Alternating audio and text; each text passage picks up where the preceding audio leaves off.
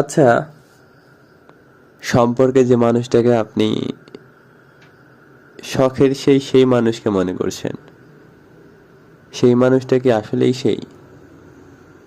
যদি সেই হয়, তবে সে নিশ্চয় এমন কিছু বলবে না, এমন কোনো কিছু করবে না যাতে আপনি দুঃখ পান, আপনারা দুঃখ পান, সম্পর্কটা খারাপ হয়।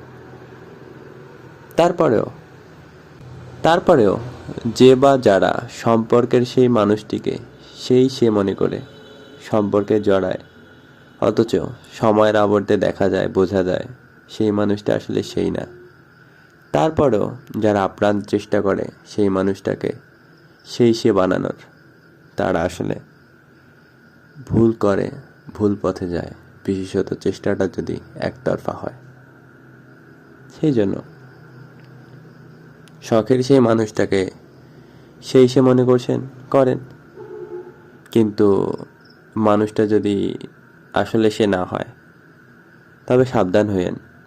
কারণ এই পৃথিবীতে এরকম অসংখ্য মানুষ আছে যারা শখের মানুষকে সেই স্বপ্নের মানুষ মনে করায় নিজেকে জলাঞ্জলি দেওয়ার, নিজেকে গোল্লায় যেতে দেওয়ার অগণিত নজির আছে। এখন আপনিও সেই দলে পড়বেন কি না